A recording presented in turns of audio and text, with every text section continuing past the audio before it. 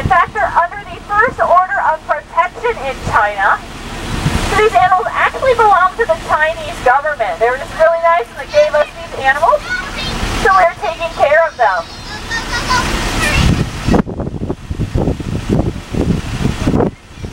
Now, being from the Himalayan mountains, these guys have lived really high up, so they have a few little adaptations to help them live in that high environment. So they have really oily hair, and that kind of helps them like a raincoat would. The hair is going to repel all the water and mist in the Himalayan mountains, and it keeps the animal warm. Now this one over here, he looks a little bit different. This is our male. Whoa, that is different. You can see he's got a more golden colored coat on him. He's also going to be a little bit bigger. In the United States. Those are true wild horses. They are actually feral domestic horses. So these guys, that's alright, they do that. So these guys are true wild horses, and there's a few different ways to tell a wild horse from a domestic horse. Now, a wild horse is always going to have this mohawk for a mane. Now, we don't trim them like that. That is how they grow naturally. So they also have faint stripes on the backs of their legs. That's another trait of a wild horse. And then they have that stripe that runs all the way down the back. They're going to press on forward.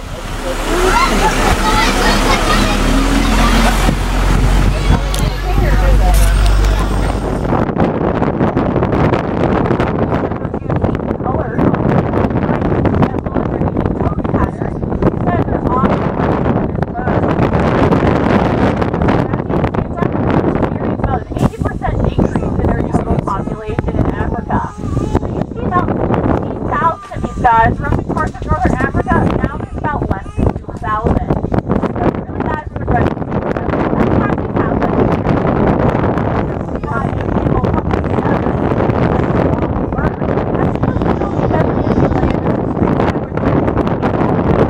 They get 30 degrees below zero in the Gobi Desert. That's why they have this big long winter coat to help keep them warm.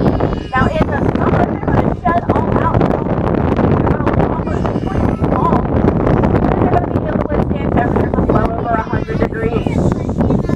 Now those huts are not filled with water, it's actually filled with fat. They actually kind of use those as like his fat. Those are his big plates of armor. Now it's not like a metal armor, it's actually made out of very thick skin, and what you're seeing are those holes in his armor, so he can move around easily. Yeah, he does have a big belly, he likes me. Now that is a 4,000-pound animal right there. Wow. It's actually our second largest species of rhino here at the Wild. Now you can see his big pointed upper lip. As I said earlier, they use that lip as a finger.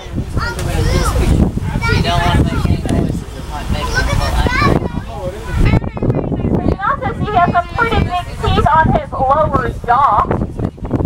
Actually, well, there used to be about 200 of them left in the wild. But thanks to conservation efforts, their numbers are on the rise. It's estimated that there is now about 3,000 rhinos. Horns are made out of the same substance as their fingernails. These guys can actually give themselves a horn manicure. They can go up to a rock or even one of the shade shelters that we have out here and run their horn up against it and shake the horn however they want. We actually had a rhino out here a few years ago who shake the horn almost straight up.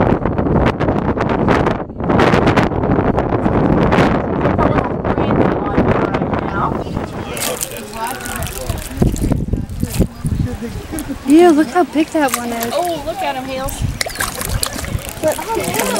Oh my gosh. Here they come. You want to feed them?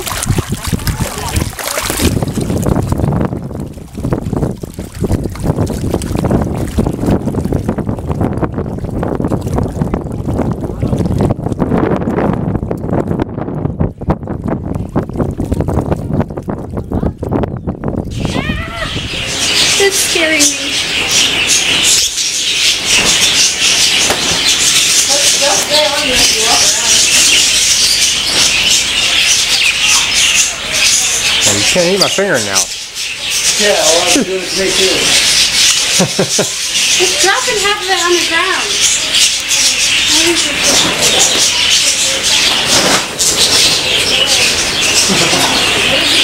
That door scared him. Are you freaking out, John? Put your stick out down here.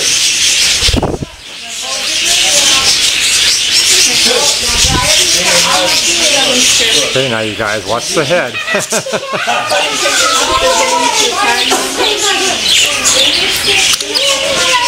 That went to die. Everybody out of the way. It's my turn. They really like your food.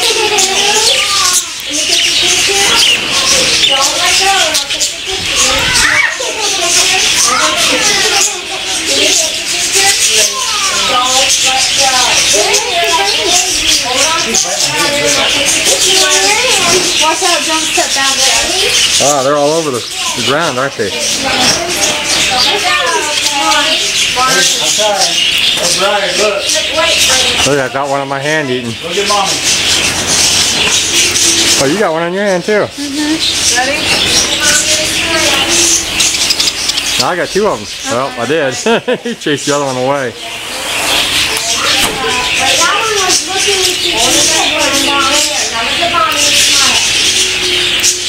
Look at the birdie and smile.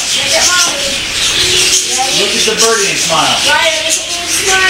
Look at the birdie. Look at the birdie. Not Mommy. Look at the birdie. Look at the birdie, Brian. What's wrong? You want me to hold it?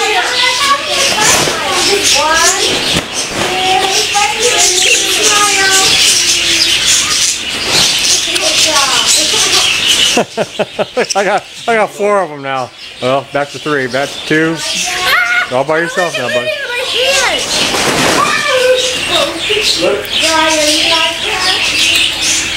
You guys are crazy. You're crazy.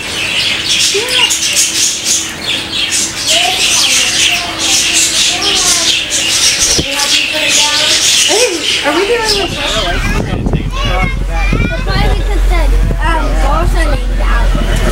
Now, you notice there's a little bit of mud on that male. It looks like he's going to stand up for us. There we go. Look at how big that deer is. Now, he's actually throwing mud on himself to impress those girls. And it might get a little bit of Mutual of Omaha now. So we might going to press forward. As I said, we are in the middle of running closely. We'll maybe be able to hear him make his call. Now when he tries to impress the girls, not only is he going to dress himself up with all that mud, he's actually going to make a belt-like call toward them. So this baby, when I'm out here on my tours, in fact, this is only the 4th time I've actually seen this baby since the start of the year.